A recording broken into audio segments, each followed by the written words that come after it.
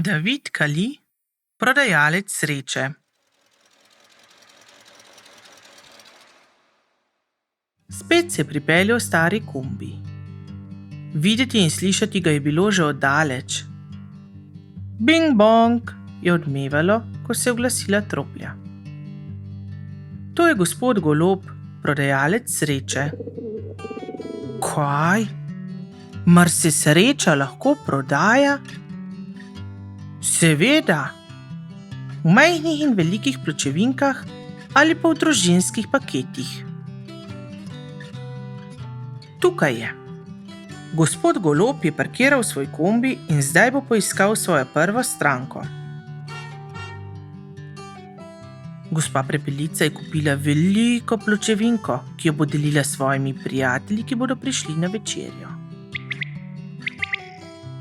Gospa Stržek je kupila majhno pločevinko, ker si večje ni mogla privoščiti.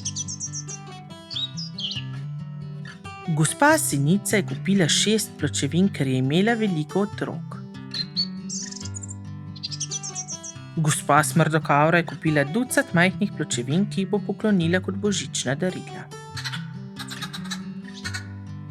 Gospod Kanarček je nekaj pločevink že imel, zato je poskušal barantati, da bi za nove dobil nižjo ceno. Toda gospod Golob je vztrajal. Nič popusta, sreče se ne da kupiti za polovično ceno. Nekateri pa sreče nočejo.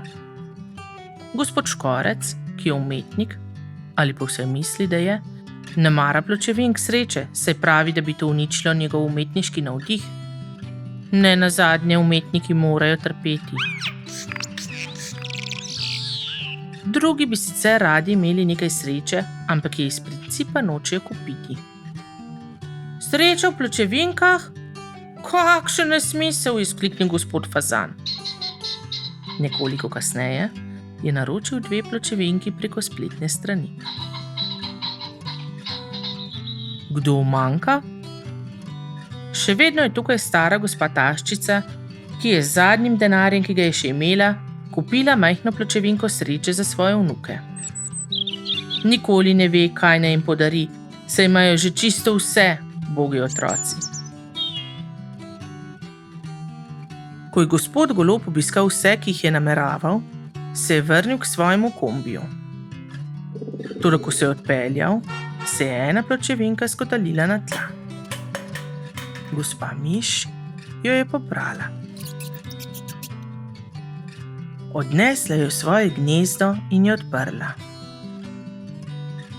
Bila je prazna, tako kot vse druge. Gospa Miš se je strašansko razveselila, kajti prav takšno pločevinko je potrebovala.